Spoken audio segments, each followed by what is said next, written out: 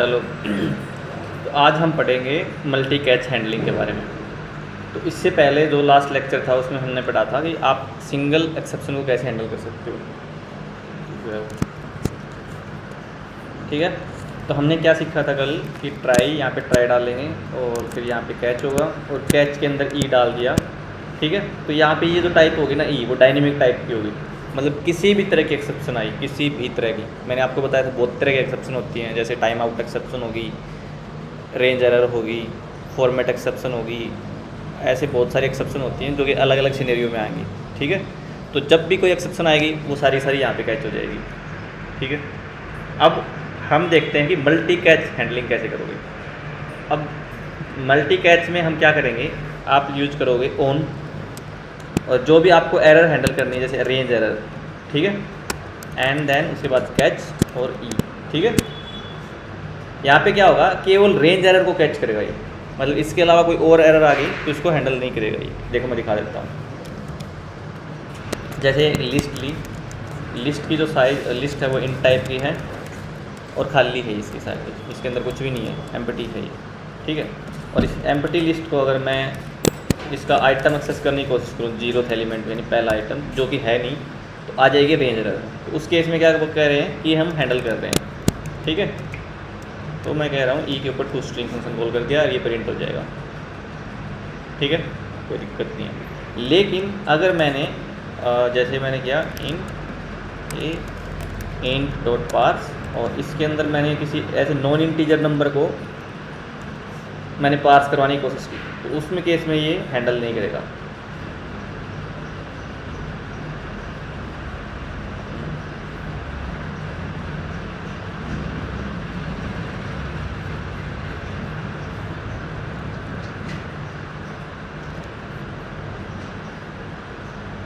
ठीक है, अब ये लाइन इसलिए कमेंट की मैंने क्योंकि पहली बार एरर यहाँ पे आ गई, एक्सेप्शन यहीं पे आ गई थी, तो ये आगे चेक ही नहीं करेगा, सीधा एक्सेप्शन में ले जाएगा वो, मतलब एक्सेप्शन थ्रो कर देगा।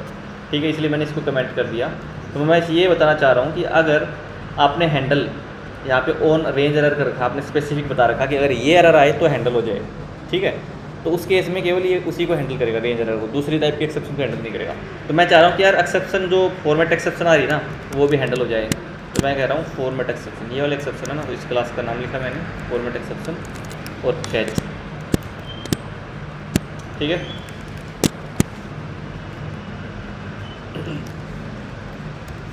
मैं लास्ट में ऐसा लिख देता हूँ कि प्रोग्राम बाय, ये लिख देता हूँ बाय, मतलब ये अगर लाइन चल गई तो इसका मतलब सब कुछ हैंडल हो गया। और यहाँ पे लिख देता हूँ मैं स्टार्ट, यहाँ से बाहर लिख देता हूँ। ठीक है, देखते हैं अब क्या होगा। हम पहले रेंज एरर को कैच करेंगे। ठीक है, रेंज एरर कैच हो गई यहाँ पे। ठीक है, उसके जैसे ही एक्सेप्शन आई ना ट्राई के अंदर, जैसे ही जिस लाइन पे एक्सेप्शन आ जाएगी उससे उसके नीचे की लाइन एग्जीक्यूट नहीं होगी, डायरेक्टली वो कैच ब्लॉक में ले जाएगा। तो कैच ब्लॉक कौन सा है, इसका रेंज एरर का ये वाला है, तो इसका ये प्रिंट कर दिया, ये वाला चल गया। ठीक है, और मान लो अगर यहाँ पे एक्सेप्शन नहीं आती है और यहाँ पे एक्सेप्शन आ गई फॉर्मेट एक्सेप्शन, तो फॉर्मेट एक्सेप्शन को भी ये कैच कर लेगा, ये देखो। ठीक है, और बाय लास्ट में प्रिंट होगा। क्लियर चीज़। तो यहाँ पे आप देख रहे हो मल्टीपल कैच लगा दी मैंने, एक कैच यहाँ पे लगा दिया, एक कैच यहाँ पे लगा दिया। अगर आपको और किसी तरह की एक्सेप्शन हैंडल करनी है, जैसे टाइम आउट एक्सेप्शन होती है, तो टाइम आउट एक्सेप्शन को भी आप कैच करवा सकते हो वैसे। ठीक है, और लास्ट के अंदर आप यह कर सकते हो कि लास्ट में अगर इन तीनों के अलावा अगर कोई एक्सेप्शन और आ गई तो एक्सेप्शन हैंडल नहीं होगी और एरर आ जाएगी, प्रोग्राम क्या हो जाएगा, आपका टर्मिनेट हो जाएगा तुरंत ही। ठीक है, ये वाली लाइन भी नहीं चलेगी उस केस में, इसके अलावा कोई एक्सेप्शन आ गई तो। क्लियर चीज़। तो अब कहोगे यार मेरी, और लास्ट में ये काम कर देते हैं कैच, ये लास्ट में कैच लगा दिया मैंने, मतलब अगर इसमें से कोई एक्सेप्शन नहीं आई, इन तीनों में कोई एक्सेप्शन नहीं आई, तो लास्ट में कैच में पकड़ लेगा ये बोल सकते हो कि यूनिवर्सल होगा, ये सबके लिए है ये वाला कैच। ठीक है, मतलब इसके अलावा कोई भी तीन जो हमने स्पेसिफाई किए उसके अलावा कोई एरर आई तो यहाँ पे हैंडल हो जाएगी। तो अपना प्रोग्राम अब हो गया सेव, तो किसी भी केस में अब ये एरर को हैंडल कर लेगा। अब यार ये क्वेश्चन उठता है कि अगर ये वाला कैच है, ये वाला कैच ब्लॉक है, अगर सारी एक्सेप्शन को हैंडल कर रहा है तो हम ये इतना सारा काम क्यों कर रहे हैं फिर उस केस में, है ना। तो भाई अगर मेरा ये कैच ब्लॉक है वो यूनिवर्सल है, सारी एक्सेप्शन को हैंडल कर रहा है, तो आप ये वाला काम क्यों कर रहे हो, ये क्वेश्चन आपके दिमाग में आना चाहिए। तो वो इसलिए कर रहे हैं कि सम टाइम क्या होता है कि मैं चाहता हूँ कि स्पेसिफिक को हैंडल करना चाहता हूँ मैं, स्पेसिफिक एक्सेप्शन को, या फिर ये बोल सकते हो कि ये एक्सेप्शन आए ना, रेंज एक्सेप्शन आए, तो मैं चाहता हूँ कि एक और काम हो यहाँ पे, ठीक है। लाइक मैं कोई ऑपरेशन परफॉर्म करना चाहता हूँ, ऑपरेशन ए नाम का ऑपरेशन परफॉर्म करना चाहता हूँ कि जब रेंज एरर आए तो ये वाला काम हो जाए। अगर फॉर्मेट एक्सेप्शन आए तो बी टाइप का कोई एक्सेप्शन ऑपरेशन हो, मतलब फंक्शन मान सकते हो इसको, फंक्शन ए कॉल हो जाए। और अगर फॉर्मेट एक्सेप्शन आए तो बी टाइप का हो जाए, और अगर टाइम आउट एक्सेप्शन आए तो फंक्शन सी कॉल हो जाए। तो मेनली हम जो मल्टीपल कैच इसलिए यूज करते हैं ताकि हम अलग अलग एक्सेप्शन के ऊपर अलग अलग काम परफॉर्म करवाना चाहते हैं, ठीक है। ये चीज़ क्लियर होगी। इसमें एक ही चीज़ चलेगी, या तो ये ब्लॉक चलेगा, या फिर ये ब्लॉक चलेगा, या फिर ये ब्लॉक चलेगा, और अगर इनमें से कोई भी नहीं चला तो लास्ट में ये वाला ब्लॉक चलेगा। क्लियर ये चीज़। और ट्राई कैच में, ट्राई ब्लॉक के अंदर अगर किसी भी एक लाइन पे एक्सेप्शन आ गई तो उसके आगे कोड चेक नहीं होगा, फिर उस तुरंत वहाँ से एक्सेप्शन थ्रो हो जाएगी। जैसे यहाँ पे रेंज एरर है, तो रेंज एरर आ गई, उसके नीचे एक और एक्सेप्शन भी है, यहाँ पे फॉर्मेट एक्सेप्शन आ जाएगी। लेकिन इसको पहले ही एक्सेप्शन मिल गई, पहले ही इसको रेंज एक्सेप्शन मिल गई, रेंज एरर मिल गई, तो आगे वाली लाइन तो एग्जीक्यूट करेगा ही नहीं, तो तुरंत ये वाला ब्लॉक चल जाएगा, ठीक है। ये देखो फंक्शन एक कॉल कर दिया इस केस में इसने, ठीक है। और अगर मान लो ये वाली लाइन है ही नहीं, या फिर ये लाइन मतलब पहले डाल दो शुरुआत में, तो नीचे वाली लाइन चलेगी नहीं, तुरंत यहाँ से एक्सेप्शन थ्रो कर देगा। और थ्रो कौन सी होगी? Format exception. फॉर्मेट एक्सेप्शन में क्या हो रहा है, हम ये वाला काम करवा रहे हैं।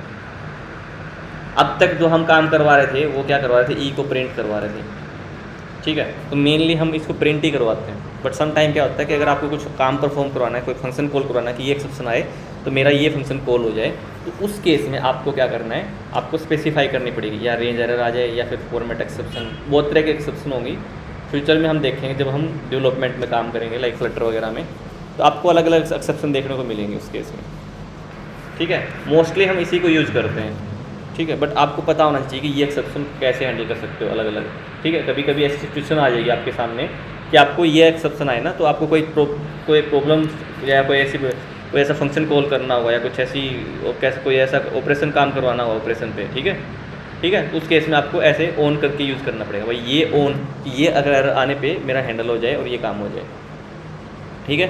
सिंपल है ये चीज़।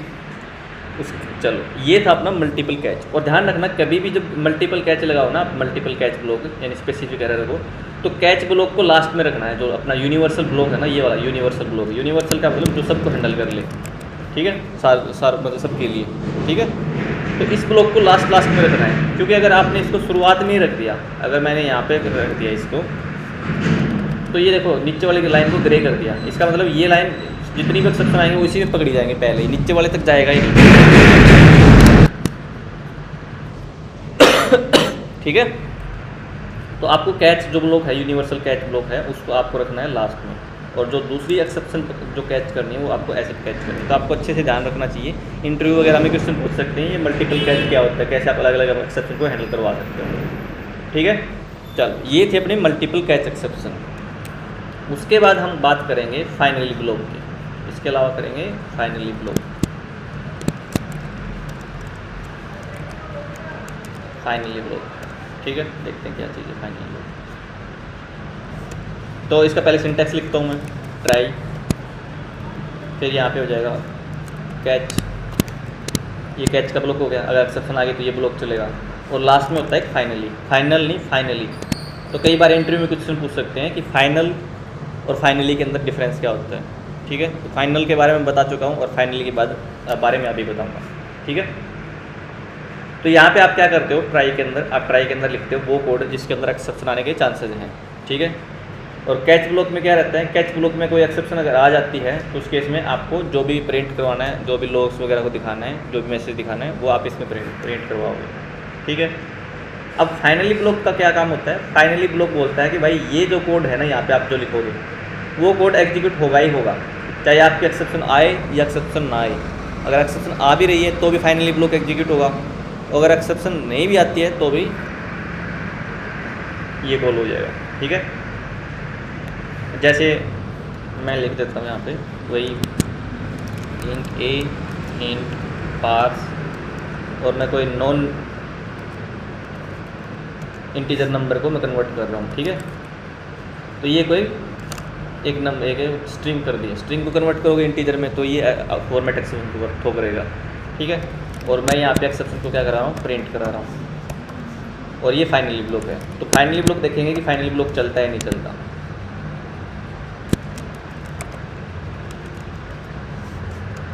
ठीक है, चलो देखते हैं। तो ये देखो इसने एक्सेप्शन हैंडल कर ली कैच ब्लॉक के अंदर, इसने प्रिंट किया ये एरर है और लास्ट के अंदर बता दिया इन फाइनली ब्लॉक, कि फाइनली ब्लॉक तो चलेगा ही चलेगा। तो आप कहोगे यार कि भाई फाइनली ब्लॉक को क्यों एग्जीक्यूट करते हो, मतलब क्यों लेके आए। अगर मैं यहाँ पे अगर फाइनली ब्लॉक ना भी लगाऊँ तो अगर ये एक्सेप्शन हैंडल हो रही तो भी चलेगा ये देखो हो रहा है ना। तब इसको फाइनली ब्लॉक में डालने का क्या फ़ायदा है। मान लिया अगर मैं इसको ये मेरी एक्सेप्शन नहीं भी आ रही है तो भी मेरा ये फाइनली ये जो लास्ट में मैंने लिखा इस प्रिंट स्टेटमेंट को तो भी ये एग्जीक्यूट कर रहा है। तो फाइनली में लिखने का क्या फ़ायदा है इसका, देखो इसका फ़ायदा है कुछ। फाइनली ब्लॉक आपका हर केस में चलेगा ही चलेगा और आपकी जो नीचे लाइन लिखी थी वो भी चलेगी। तो इसका फ़र्क ये है कि मान लो सम टाइम ऐसा हो जाता है कि मान लो आपने कोई फंक्शन बनाया, ये इंपॉर्टेंट ध्यान से समझना इस चीज़ को। जैसे मैंने एक फंक्शन बनाया शो नाम से, ठीक है, और जो कि रिटर्न कर रहा है इंट। अगर मैंने यहाँ पे इस फंक्शन के अंदर ये काम करवाया, ठीक है, अब बोल रहे हो कि यहाँ से मैंने रिटर्न करवा दिया ए को, ये 10 रिटर्न हो जाए और एक्सेप्शन आए तो वहाँ पे -1 रिटर्न कर दे।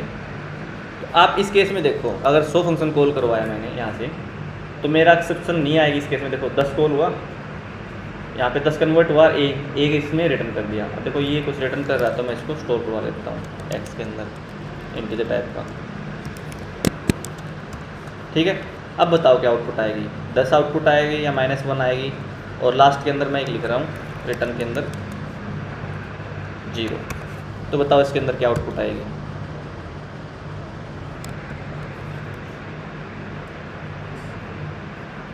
क्या ये 10 आउटपुट देगा या -1 देगा या 0 देगा। देना चाहिए इसको 10, क्योंकि एक्सेप्शन देखो यहाँ पे आ रहा 100 फंक्शन कॉल हुआ, 100 फंक्शन कॉल होने के बाद इसमें क्या किया, 10 को पार्स किया, 10 को पार्स किया तो कन्वर्ट कर देगा ये ए के अंदर कन्वर्ट किया इसने और रिटर्न कर दिया यहाँ से ए को। वैसे तो ए को रिटर्न करना चाहिए। अगर आपका फाइनली ब्लॉक नहीं होता है यहाँ पे तो देखना ये 10 प्रिंट करेगा,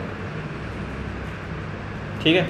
और अगर मैंने कुछ नॉन इंटीजर नंबर डाल दिया इसमें, नॉन इंटीजर को चीज़ डाल दी तो उस केस में ये -1 रिटर्न करेगा। इसने प्रिंट किया पहले प्रॉपरली और फिर -1 रिटर्न किया। तो अब यहाँ पे देख रहे हो आप कि उसके बाद तो चेक ही नहीं करता, ये आगे देखने जाता ही नहीं। अगर मैंने यहाँ पे लिखो, जैसे मैंने यहाँ पे लिख दिया इन फाइनली ब्लॉक, ठीक है, वैसे फाइनली ब्लॉक में है नहीं, मैं वैसे लिख रहा हूँ तो ये लाइन चलेगी, ये लाइन एग्जीक्यूट होगी, ये लाइन कभी एग्जीक्यूट नहीं होगी। ये देखो यहाँ पे -1, यहाँ पे जैसे -1 रिटर्न हुआ तुरंत चला गया, नीचे चेक करने नहीं गया, इसलिए ग्रे आउट दिखा रहा है। और अगर मैंने इसको 10 को प्रॉपर्ली कन्वर्ट कर दिया तो 10 यहीं से रिटर्न कर देगा और नीचे वाली लाइन एग्जीक्यूट ही नहीं होगी। इसलिए यहाँ पे आप देख रहे हो, आप यहाँ पे फाइनली ब्लॉक का काम आएगा कि मैं यहाँ से रिटर्न तो नहीं करवा रहा, लेट्स सपोज मैं रिटर्न नहीं करवा रहा फाइनली ब्लॉक से, लेकिन मैं चाहता हूँ कि कहीं से भी रिटर्न कर जाए, चाहे वो यहाँ से रिटर्न कर रहा हो या फिर यहाँ से रिटर्न कर रहा हूँ। मैं चाहता हूँ कि ये जो काम है वो मेरा एग्जीक्यूट होना ही तो होना चाहिए, ठीक है। तो देखो ये देखो इन फाइनली ब्लॉक और उसके बाद इसने रिटर्न किया ये वाला काम। पहले रिटर्न नहीं किया इसने, पहले वेट चेक करके आया कि फाइनली ब्लॉक तो नहीं है। अगर फाइनली ब्लॉक होगा पहले उसको एग्जीक्यूट करेगा देन उसको रिटर्न करेगा ऊपर वाली वैल्यू को, ठीक है। तो फाइनली ब्लॉक का अभी थोड़ी इंपॉर्टेंस समझ में आई कि किस लिए यूज़ होता है, कैसे यूज़ होता है, ठीक है। ये फाइनली ब्लॉक हमेशा एग्जीक्यूट करेगा चाहे आपके एक्सेप्शन आए और ये एक्सेप्शन ना आए, ये आपकी ये ब्लॉक आपका एग्जीक्यूट करेगा ही करेगा। ये देखो -1 रिटर्न कर किया इस बार, लेकिन पहले ये वाला ब्लॉक एग्जीक्यूट किया, ठीक है। इससे पहले इसने कैच एग्जीक्यूट किया और कैच के बाद फिर इसने फाइनली ब्लॉक को किया, देन इसने कैच का -1 रिटर्न किया, ठीक है। अब ये कहोगे यार तुम ये फाइनली ब्लॉक यूज करते क्यों हो, इस चीज़ को क्यों लेके आए, इस चीज़ के अंदर ये कंसेप्ट क्यों लेके आए, हमें क्या ज़रूरत पड़ गई कि ये भाई फाइनली ब्लॉक होना चाहिए, ये कोड एग्जीक्यूट होना ही होना चाहिए। वो देखो यार इंपॉर्टेंस क्या है इस चीज़ की। सम टाइम क्या होता है कि हम चाहते हैं कि कोई काम करें, हम काम कर रहे हैं और काम करने के बाद में कुछ क्लीनिक का काम रहता है, कुछ सफाई का काम रहता है। सफाई का मतलब वो सफाई नहीं है, मतलब कुछ फाइल वगैरह को बंद करना हो या किसी कोई रिसोर्स हम यूज़ कर रहे हैं उसको हमें रिलीज़ करना हो लास्ट में, ठीक है। तो उस केस में आपको फाइनली ब्लॉक के अंदर उस चीज़ को आप क्लीन कर रहे हो। लाइक कोई फाइल, अगर किसी फाइल को हमने होल्ड कर रखा है, ठीक है, तो उसको रिलीज़ करना हो, जैसे मेरा काम हो गया तो उसको होल्ड करना है। चाहे एक्सेप्शन आ गई तो भी उसको होल्ड करना ही पड़ेगा, मेरा वो फंक्शन कॉल हुआ तो, ठीक है। यानी रिसोर्सेज वगैरह की क्लीन अप करने के लिए या फाइल्स वगैरह को जो रिसोर्स आपने यूज़ कर रहे हो उसको क्लीन करने के लिए, आपको रिलीज़ करने के लिए आप फाइनली ब्लॉक का यूज़ करते हो, ठीक है। अभी आपको शायद अच्छे समझ में ना आए कि ये रिसोर्सेज को रिलीज़ करना, होल्ड करना क्या चीज़ है, बट बस इतना याद रखो कि कुछ ऐसा काम जिसको करना ही करना है, ठीक है। जब मैं कोई काम करा रहा हूँ और चाहे एक्सेप्शन आए या ना आए, मैं चाहता हूँ कि ये काम हो जाए हर हालात में, तो उस केस में आपको फाइनली ब्लॉक यूज़ करना है। और फाइनली ब्लॉक हमेशा ट्राई कैच के साथ ही यूज होगा। इवन अगर आपके पास कैच है भी नहीं ना, तब भी आप यूज कर सकते हो इसको ट्राई के साथ में, मतलब ट्राई होना चाहिए, नहीं आपका एग्जीक्यूट नहीं हुआ ये, ठीक है। लाइक आप फाइनली एक अकेले नहीं यूज़ कर सकते, जहाँ तक मुझे आइडिया, हाँ, ठीक है। ये चीज़ क्लियर होगी। तो ये थी अपने फाइनली ब्लॉक। तो अपना मल्टी कैच हो गया, ट्राई कैच हो गया और फाइनली ब्लॉक समझ में आ गया। कोई कन्फ्यूजन है इसमें? चलो बढ़िया। इसके थोड़े एग्जाम्पल करके देखें ना तो और अच्छे से क्लियर हो जाएगा। उसके बाद एक और चीज़ आती है, वो है थ्रो कीवर्ड। क्या है? Through keyword. देखो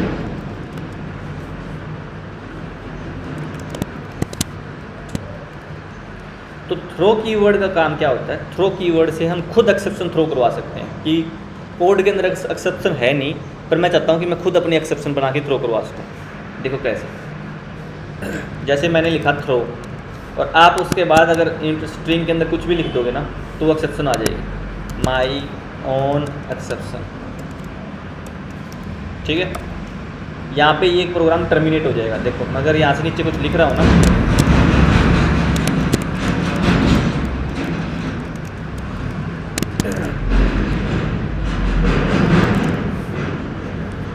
ठीक है, तो ये लाइन एग्जीक्यूट हो गई।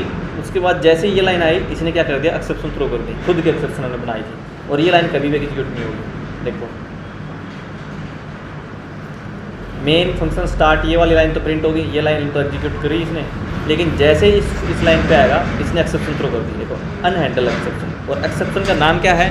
माई ओन एक्सेप्शन, ठीक है। आप जो भी नाम देना चाहो एक्सेप्शन का नाम दे सकते हो यहाँ पे। लाइक जैसे रेंज एरर था, ठीक है, माई ओन एरर या एक्सेप्शन, इस नाम की मैंने एक्सेप्शन बना दी।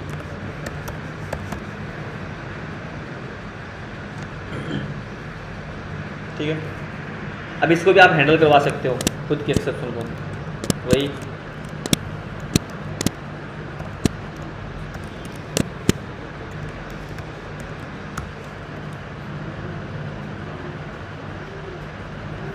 मेन स्टार्ट हुआ, जो एक्सेप्शन का मैसेज था वो एक्सेप्शन का मैसेज आ गया, और फिर लास्ट में मेन फंक्शन है। ठीक है, समझ में आ गया कि आप खुद अपनी कस्टम एक्सेप्शन कैसे थ्रो कर सकते हो। कस्टम एक्सेप्शन का मतलब, जब कस्टम कोई किसी के आगे ऐड हो जाए तो इसका मतलब होता है कि खुद की बनाई हुई, ठीक है, तो खुद की बनाई हुई एक्सेप्शन आप ऐसे थ्रो करवा सकते हो। ये तो होगी कि कैसे। अब होता है क्यों, कि ये एक्सेप्शन थ्रो क्यों करवाते हैं। देखो समटाइम हमारे पास ऐसा कोई सिनेरियो आ जाता है, ऐसी रिक्वायरमेंट आ जाती है कि भाई जैसे ही ये चीज़ आया ना तो मैं एक्सेप्शन थ्रो करवा दूँ, आगे मैं कुछ काम कर नहीं सकता, कि मुझे पता नहीं कि यार इस सिनेरियो में क्या क्या करवाऊँ मैं काम। ठीक है, मैं एक सिंपल सा एग्जांपल लेके बता रहा हूँ, जैसे word check age, check voter, ठीक है, इंट एज लिखी मैंने यहाँ पे, ओके। अब जैसे मैं बोल रहा हूँ कि जैसे ही एज आपके अगर 18 से नीचे है तो मैं क्या करवा दूँ, through you can not vote, you can not vote, ठीक है। अदरवाइज़ क्या हो जाए, प्रिंट करूँ मैं यहाँ पे यू कैन वोट। देखो यहाँ पे मैंने प्रिंट नहीं करवाया इसको, मैंने यहाँ से एक्सेप्शन थ्रो करवा दी डायरेक्टली कि भाई जैसे अगर 18 से नीचे हो तो मेरा काम नहीं आगे, मैं प्रिंट नहीं करवाऊँगा, मैं कुछ काम नहीं करवा रहा हूँ। मैं अगर आप वोट दे सकते हो ना 18 से ऊपर हो तो आप करवा सकते हो। आप बोलोगे यार यहाँ पे मैंने एल्स नहीं लगाया, एल्स इसलिए नहीं लगाया मैंने क्योंकि ये नीचे आएगा ही नहीं, अगर ये इसके अंदर घुस गया ना तो नीचे नहीं आएगा, एल्स की ज़रूरत है नहीं यहाँ पे, क्योंकि जैसे ही एक्सेप्शन ये लाइन चलेगी ना तो तुरंत फंक्शन रिटर्न हो जाएगा यहीं से, मतलब थ्रो कर देगा, नीचे वाली लाइन एग्जीक्यूट नहीं करेगा। ठीक है। अब देखो मैंने क्या किया, मैंने इसको हैंडल भी कर लिया प्रॉपरली। तो मैंने फंक्शन कॉल किया चेक वोटर और मैंने डाल दिया यहाँ पे 19, ठीक है। अगर 19 डाल दिया तो मेरा यहाँ पे जाएगा और एज में आएगा 19 यहाँ से ये कंडीशन फॉल्स हो जाएगी और ये प्रिंट हो जाएगी यू कैन वोट, ठीक है। और उसके बाद में ये वाली लाइन चली जाएगी, देखो यू कैन वोट। लेकिन अगर मैं जैसे इसकी 18 से नीचे की इसकी वैल्यू, देखो यू कैन नॉट वोट, इसने थ्रो कर दिया एक्सेप्शन। ये मैंने हैंडल कर रखी, इसलिए इसे प्रॉपरली हैंडल कर लिया। और मान लो इसको मैं हैंडल नहीं कर रहा हूँ,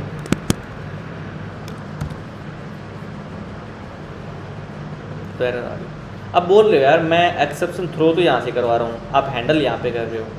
वो इसलिए कि एक्सेप्शन है ना, जहाँ से भी आप एक्सेप्शन थ्रो हो रही है, चाहे वो आप मैनुअली कर रहे हो या कस्टम एक्सेप्शन कर रहे हो या फिर खुद से आ रही है, जैसे फंक्शन में एक्सेप्शन आ गई तो एक्सेप्शन अगर यहाँ पे हैंडल नहीं हो रही तो एक्सेप्शन थ्रो होती है वहाँ पे जहाँ से ये फंक्शन कॉल हुआ। तो चेक वोटर फंक्शन कॉल हुआ मेन से, ठीक है। और यहाँ पे अगर आपने हैंडल नहीं कर रखी है तो ये फेंकेगा जहाँ से मेन फंक्शन कॉल हुआ, और मेन फंक्शन कॉल हुआ कंपाइलर के साइड से, तो कंपाइलर के पास पहुँचेगा एक्सेप्शन तो टर्मिनेट कर देगा ये, ठीक है। क्लियर ये चीज़, आपको ज़रूरी नहीं है कि यहाँ पे आपको हैंडल करनी हो, आप किसी दूसरे फंक्शन में करवा सकते हो जहाँ से आप इस फंक्शन को कॉल करवाया हो, ठीक है। वो खुद हैंडल कर लेगा फिर उस केस में। नॉर्मली अगर आप फ्लटर के अंदर देखोगे तो हम सर्विस के अंदर ट्राई कैच यूज़ नहीं करते, वहाँ से हम एक्सेप्शन बोलते हैं कि थ्रो करने दो, हम प्रोवाइडर के अंदर एक्सेप्शन हैंडल करते हैं, ठीक है। चलो ये तो केवल फ्लटर वालों के लिए था, हम इसको सीखेंगे फ्लटर में कैसे इंप्लीमेंट करना है। तो ये आप ऐसे यूज़ करके थ्रो कीवर्ड यूज़ करके आप एक्सेप्शन मैनुअली भी थ्रो करवा सकते हो, ठीक है। रिक्वायरमेंट आपको मैंने बता दी कि इस टाइप की कोई रिक्वायरमेंट आ जाए, मतलब आपको ऐसा लग रहा है कि भाई मैं ये केस हैंडल नहीं कर सकता, किसी भी केस को अगर आपको हैंडल नहीं करना है तो आप उस केस में आपको एरर थ्रो करवा सकते हो खुद भी, ठीक है। और ये जो हम थ्रो के आगे जो लिख रहे हैं इन्वर्टेड कॉमा के अंदर, सिंगल कोट्स के अंदर, स्ट्रिंग के अंदर, वो आपका एरर का मैसेज हो जाएगा, ठीक है। तो ये था थ्रो कीवर्ड के बारे में, ठीक है।